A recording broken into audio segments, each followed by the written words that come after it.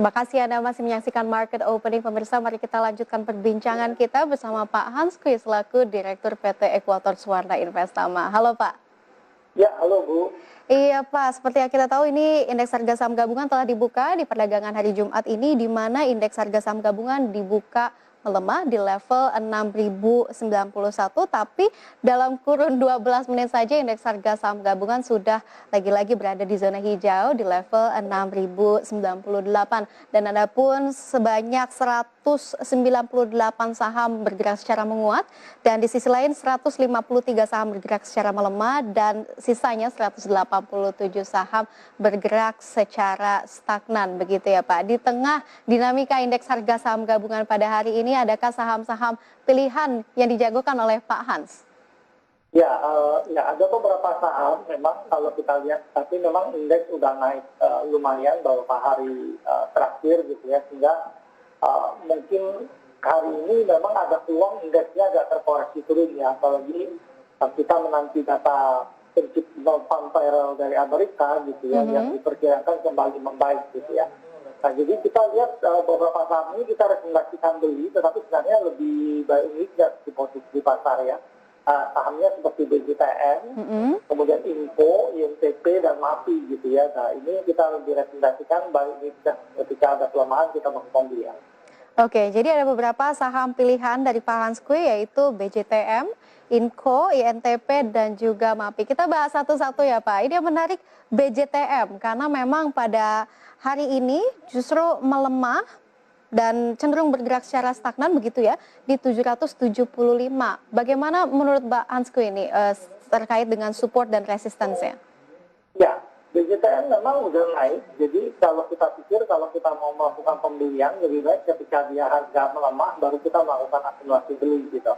Level yang kita rekomendasikan itu di 755 sampai 760 untuk akumulasi beli BJTM, kemudian resisten kita di 800 sampai 820 ya, jadi ini kita pakai untuk trading karena ini swing naiknya, kalau ada pelemahan bisa akumulasi beli untuk BJTM.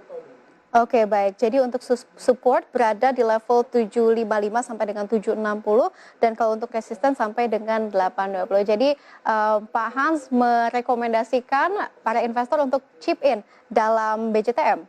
Ya, buy on weakness ya. Kalau ada pelemahan kita akan melakukan pembelian untuk BJTM. Oke, sebenarnya apa sentimen di balik pelemahan BJTM ini Pak? Ya, secara umum memang memang kalau kita lihat kemungkinan indeks terkoreksi aja ya. Jadi saham perbankan selalu jadi pilihan yang baik ya ketika ekonomi recovery gitu. Jadi kita melihat bahwa harusnya pelemahan yang terjadi itu bisa dipakai akumulasi beli. Karena memang sebelum-sebelumnya saham ini memang bergerak swing ke bawah ya. Jadi membuka opportunity untuk kembali ke level support sebelumnya yang sempat di break dengan gap down waktu itu. Oke, jadi untuk harga juga BJTM masih berada di kisaran under value, dan ini waktunya yang tepat untuk investor chip in kepada saham BJTM. Oke, baik Pak. Ini terkait dengan BJTM. Dan selanjutnya tadi Pak Hans juga merekomendasikan saham Inco. Kenapa Inco Pak? Kita melihat memang industri yang akan berkembang di periode yang ke depan ini memang baterai listrik ini cukup akan berkembang pesat ya. Pemerintah Indonesia merencanakan membangun holding baterai dan itu terbentuk, dan kita pikir akan beroperasi itu di 2024 ya. Artinya demand nikel ini akan naik gitu. Nah, periode pandemik cukup menarik ya. 2020 ketika kita menghadapi pandemik itu ekonomi jalan tapi lambat gitu. Tetapi yang sangat terpukul itu logistik ya gitu ya. Jalur distribusi banyak terhenti karena pandemik gitu. Sehingga memang komoditas gitu ya, cadangan komoditas di berbagai negara itu sangat rendah gitu. Nah, ketika 2021 ekonomi mulai dibuka, yang terjadi itu demand komoditas sangat tinggi gitu. Nah, ini terlihat dari harga angkut yang naik tinggi gitu, dan sebagian dari analis global gitu ya, seperti Goldman Sachs itu memperkirakan bahwa akan ada grand super cycle kenaikan komoditas kembali gitu. Nah, memang kita harus melihat komoditas ini ada 3 di dunia ini gitu ya yang harus kita perhatikan. Memang ada yang pertambangan gitu ya, ada energi dan ada soft komoditas gitu ya yang di pertanian gitu. Nah, salah satu yang diperkirakan akan memimpin itu di pertambangan ya. Copper dan nikel, timah ini kemungkinan akan rally ke depannya gitu. Jadi ini cukup menarik bagi kita seperti info. Oke, jadi memang kalau dari sektor energi gitu ya, ada pertambangan, energi, pertanian. Jadi memang kalau misalkan kita berbicara terkait dengan emiten pertambangan gitu ya, ini juga seiring dengan adanya momentum kenaikan harga komoditas seperti koper, timah, dan juga nikel begitu. Jadi memang Inco ini apa ya, gaining momentum dari harga komoditas yang semakin baik secara global. Tapi kalau kita melihat Pak, dari segi saham Inco ini sendiri, hari ini dibuka melemah, bahkan sekarang sudah melemah 2,26% Pak di level 4.750. Sedangkan kalau misalkan kita melihat secara weekly ini berada di green zone-nya lebih sering. Apakah ini merupakan technical rebound saja atau memang secara kinerja perusahaan sedang terpuruk begitu Pak? Kalau kita perhatikan kinerja perusahaannya gitu ya, PER-nya ini kalau di analyze ini termasuk rendah ya, 24 kali dibandingkan dengan periode-periode sebelumnya gitu. Kemudian price book value-nya memang nggak murah-murah sekali, tetapi moderate di 1,56 kali gitu ya. Jadi secara fundamental nggak ada masalah, tetapi yang kita lihat memang ekspektasi bahwa nikel akan punya demand yang cukup kuat gitu ya.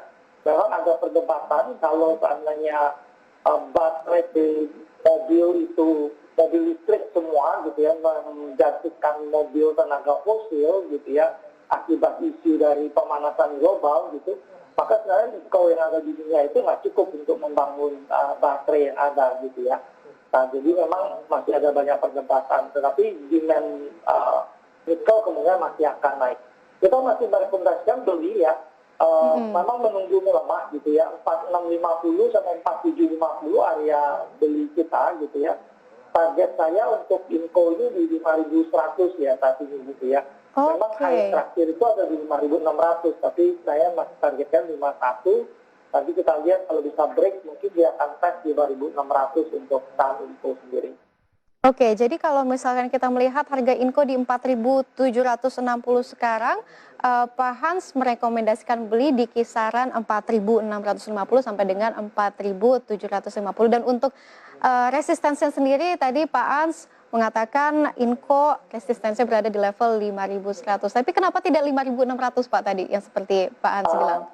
Ya, tentu pergerakan naik kita harus melihat beberapa level gitu. Jadi 51 kalau ditembus, target kita berikutnya di 56 ya untuk saham Inco sendiri. Oke, baik Pak. Tadi kita sudah membahas terkait dengan Inco dan juga BCTM. Sekarang kita beralih ke saham pilihan lainnya yaitu INTP Pak. Kenapa INTP? Ya, kita pikir INTP industri semen sempat agak terpukul ya selama periode pandemik gitu ya. Tapi pemerintah memberikan relaksasi berupa PPN 0% gitu ya. Tapi memang kita mengharapkan pemerintah memberikan lagi subsidi PPN 0% ini lebih panjang gitu ya pertama. Yang kedua, kalau bisa diberikan pada rumah baru gitu ya. Karena kalau rumah baru yang diberikan ini akan memberikan insentif bagi pengembang untuk membangun kembali rumah-rumah baru gitu ya. Nah, dan ada demand sehingga ada pembangunan rumah baru. Nah, rumah baru itu punya sektor turunan gitu ya. Jadi properti itu sektor turunannya itu sampai 139 sektor turunan gitu ya.